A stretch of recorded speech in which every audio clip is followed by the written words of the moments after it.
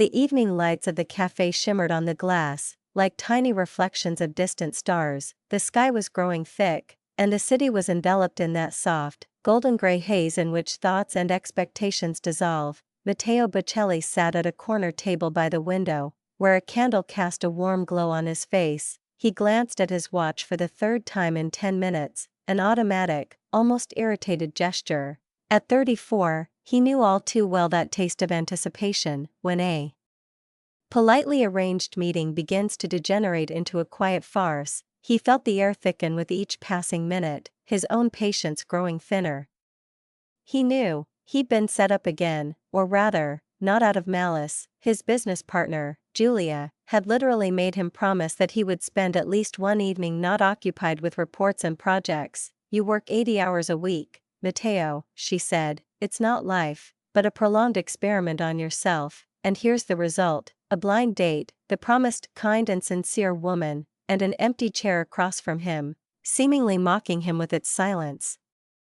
20 minutes passed, the cafe was buzzing around him, cups clinking, couples laughing, some discussing music, others politics. Matteo raised his hand to call the waiter and end the evening without a date, but at that moment he noticed movement at the entrance. A small figure confidently made its way between the tables, a girl of 3, maybe 4, with fluffy blonde curls tied with a pink ribbon. She wore a pink dress, slightly oversized but neat, and she walked with an expression as if she were on an errand of national importance. She stopped right at his table and looked up at him, completely serious, like an adult. "Excuse me," she said with a soft, almost stage-perfect politeness, "are you Mr. Matteo?" Matteo blinked, stunned. "Yes," he replied after a pause, "and who are you?" "I'm Emily," the girl said, placing her hands on her hips, as if preparing to give a report. "Mom sent me to tell you she's late. She's parking the car and will be here in a minute, and she's so sorry. She told you not to go." All the irritation that had been building up in Matteo vanished, as if it had never been there. In its place, a light amusement and curiosity took over. He hadn't expected a blind date to begin with such a messenger. "Your mom sent you alone to look for me?" he asked incredulously. Emily nodded, completely confident.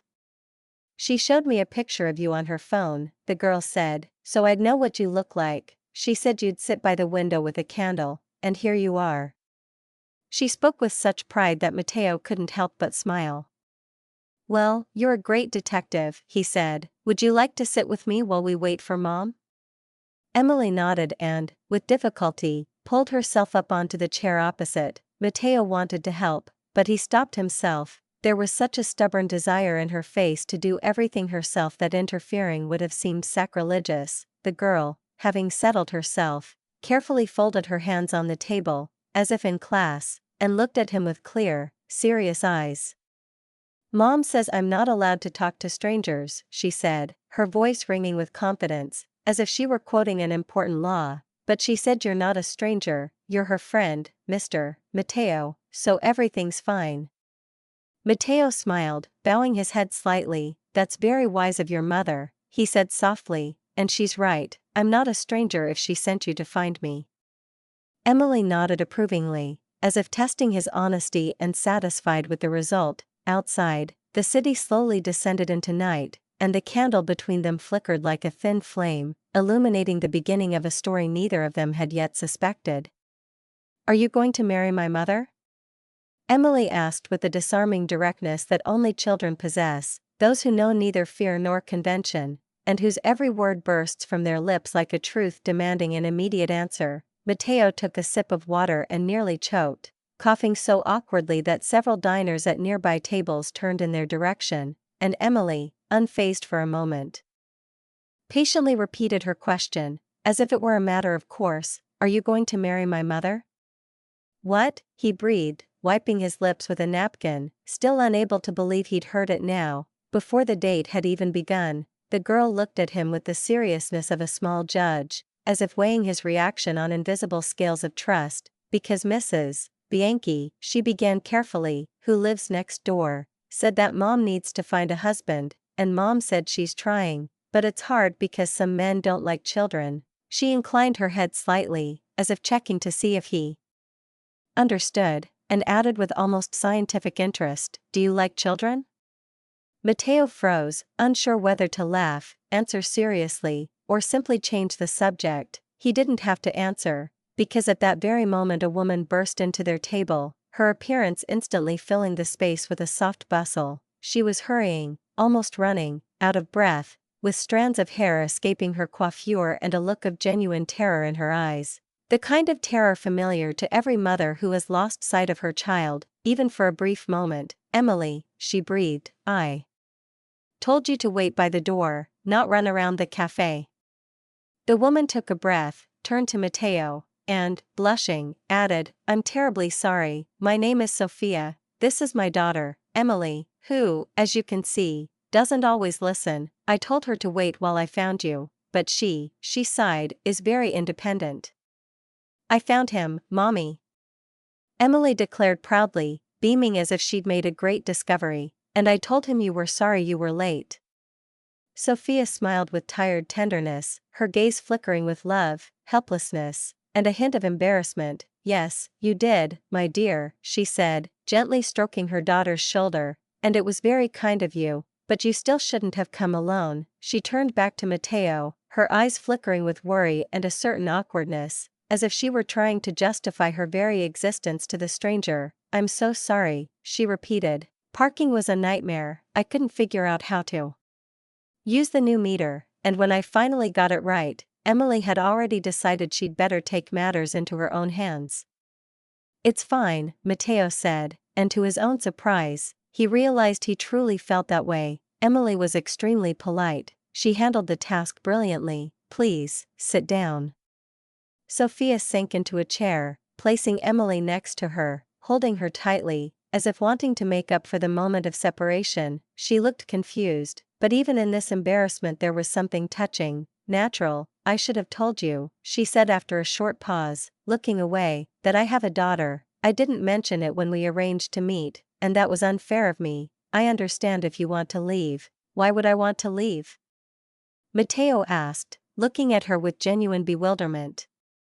Because that's what most men do, Sophia replied quietly, shrugging slightly. When they find out about Emily, I'm used to warning you in advance, but your partner was so excited about the idea.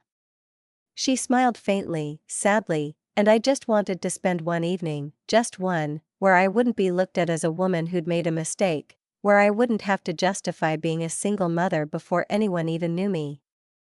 Matteo remained silent, looking from Emily, who was intently tracing patterns on the tablecloth with her finger, to Sophia, whose eyes were dull with fatigue and the expectation of a familiar disappointment. He remembered how that little girl had walked across the room, undaunted by noisy conversations or unfamiliar faces, how confidently she'd introduced herself and delivered her message with the precision of a diplomat, and he realized that a child with such a character doesn't grow up on her own. Emily's every feature reflected the strength, patience, and kindness of the woman now sitting across from him.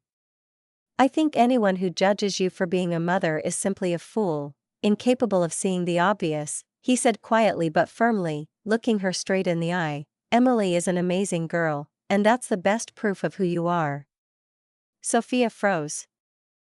As if these words had struck something deep inside, and her eyes suddenly filled with tears, not from pain, but from that rare feeling of finally being seen not as a set of circumstances, but as a person, that she whispered, smiling slightly, that's probably the kindest thing anyone's said to me in years. They ordered dinner, and what at first could have turned into the painful awkwardness of two adults forced to find common ground under the watchful eye of a child suddenly became unexpectedly warm and natural. The air at their table was filled with a lightness, as if the atmosphere itself had decided to support their attempt not just to have dinner, but to truly get to know each other. Emily, flushed with excitement, chattered cheerfully about her kindergarten class, the teacher who always got her birthdays mixed up, her best friend Sarah, who had a blue glitter purse, and the time she once kissed a boy in her senior year simply because he shared his apple juice with her. Matteo listened, smiling, and kept asking clarifying questions, as if he were not a little girl but a master storyteller whose monologue was worth recording. Sophia watched them with a hint of disbelief. Too often she'd seen men feign attention out of politeness, but the longer the evening wore on, the more obvious it became. This man wasn't listening out of politeness, he genuinely wanted to understand. Emily asked questions with the relentless curiosity of a child. Why don't you have a wife? Do you know how to make pancakes? Have you ever had a dog? Every word, every movement brought a smile, and for the first time in a long time, Sophia found herself laughing without effort, genuinely, easily. Matteo, usually reserved with emotion, laughed with her, and the evening, as if bribed by their laughter, grew softer and more inviting.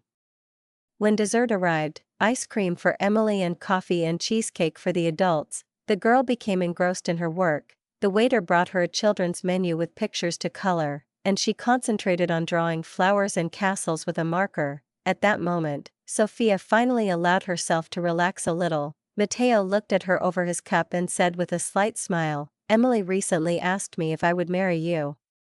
Sophia froze, spoon in hand, instantly blushing. "Oh my God," she muttered, looking down, "I'm so embarrassed." She must have overheard Mrs. Bianchi, our neighbor, again. She recently said it was high time I found a husband, and Emily decided that from now on, every man I talked to should be considered a candidate. "It's okay," Matteo said softly, leaning forward slightly. "Actually, it made me think about what I want in life." He paused briefly, as if collecting his thoughts, and added, "I've spent the last 10 years building a company, working 7 days a week, living by the rules of success, and yes, I've achieved everything I ever wanted, but I come home to an empty apartment, and it's always too quiet. Lately, I've been thinking more and more that the meaning isn't in what I've done, but in what I don't have." He glanced at Emily, who was busily drawing a rainbow on the children's menu, then back at Sophia. "Watching you today, I remembered that the best things in life aren't things at all, it's people, it's connection, it's moments like this." Sophia looked up, her gaze a mixture of surprise and cautious hope. "You mean," she asked quietly, "that you'd like to see us again?" "I mean," he replied, smiling slightly, "that I'd like to try, if that's okay with you. I have no experience with children, I work too much, and I'll probably make a lot of mistakes, but I'd like to get to know you both better." After that evening, time seemed to flow according to new laws, not according to business schedules or deadlines. In the following months, Matteo entered their lives as if he'd always been there, gradually but surely, like light that first filters through a curtain and then becomes a natural part of the room. He learned how to put Emily to bed without disrupting her complex system of one more story, one more song. He learned firsthand the secret science of child diplomacy, where the promise of ice cream can resolve a conflict faster than any logic. He learned how difficult it is to get up early to take a child to kindergarten, and how pleasant it is to drink hot chocolate together in the kitchen afterwards. Sophia, in turn, opened up a different world to him, not one where everything is measured by reports and numbers, but one where a day can be a success simply because a child laughed or because it smelled like spring outside. She taught him to enjoy the little things, a trip to the playground, an evening cartoon, a shared dinner of pasta and salad, where the most important thing wasn't what was on the plate, but who was sitting next to you. Emily, feeling her power and importance, appointed herself the final judge of her mother's suitor. From time to time, she delivered verdicts with the seriousness of an expert. "Mr. Matteo was very kind today, you can give him a plus," or "he forgot to promise to play with dolls tomorrow, you need to remind him." Sophia laughed, and Matteo accepted the verdicts with that resigned smile that only people who have been loved despite their willingness have. A year had passed since their first meeting. And it was in that very cafe where it all began that Matteo, now without doubt or anxiety, dropped to one knee. Emily sat next to him, wearing a white dress, as if for a special occasion, and Sophia, her fingers trembling, pressed a napkin to her lips. "Emily," he said, looking the girl straight in the eyes, "I need to ask you something very important. I want to ask your mother to marry me, but that means I'll be part of your family. Will that be okay with you?" Emily frowned, thinking with the seriousness that makes children wiser than adults. "Will you be my dad?" she asked finally. Matteo nodded, his voice quiet but firm. "If you want me to be. I know you already had a dad, and I'm not going to replace him, but I love your mother, and I love you, and if you allow it, I would be honored to become your family."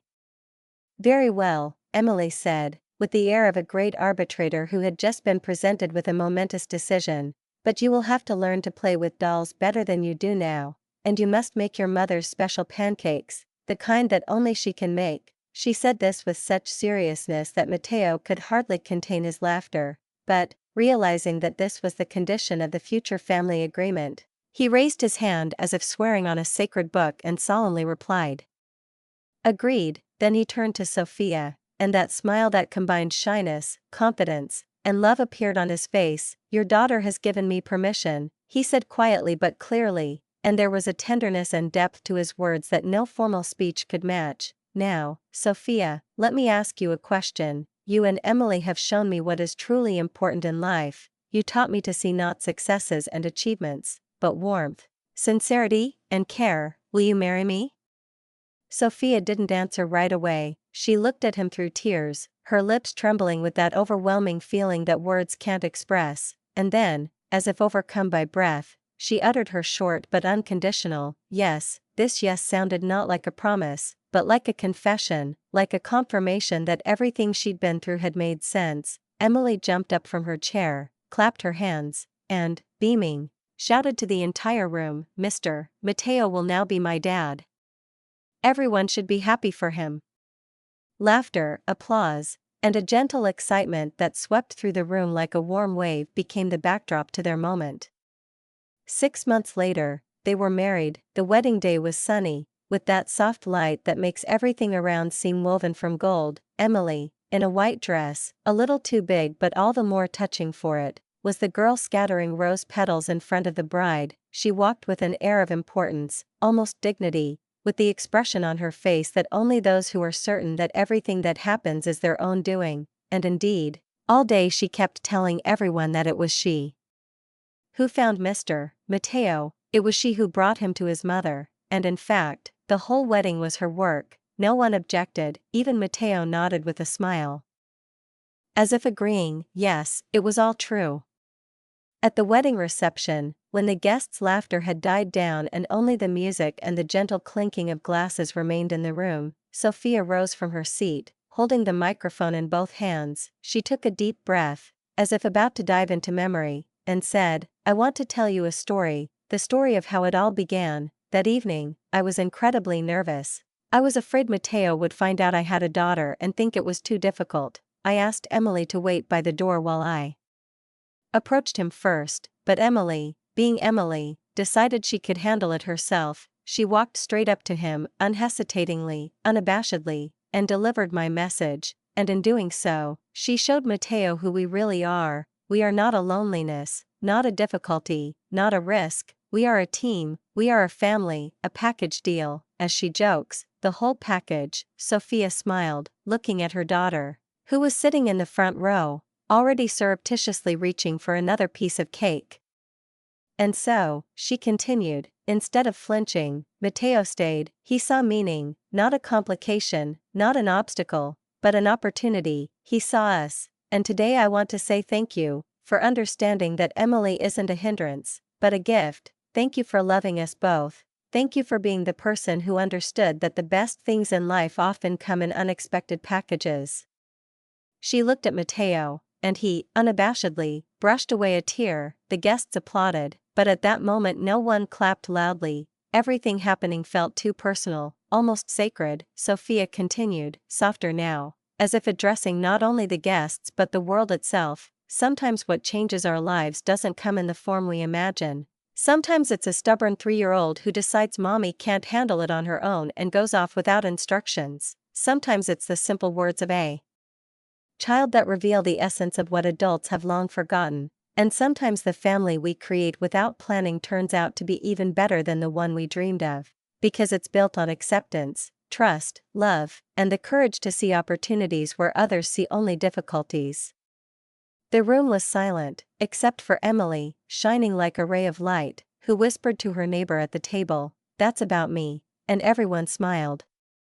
And then, when the toasts turned to laughter, when the guests began talking again, Sophia added from the heart, "If this story touched you, share it. Tell us about how sometimes children teach us to be more mature than we are, about how acceptance and love can transform any difficulty into joy. Perhaps your story will inspire someone else to open their heart and understand that love doesn't always come in the form we expect. Sometimes it comes as a package, unexpected, priceless, and better than anything you could have planned. That's how their evening ended, not just a wedding evening, but one in which everyone realized miracles happen not because you wait for them, but because someone dares to believe.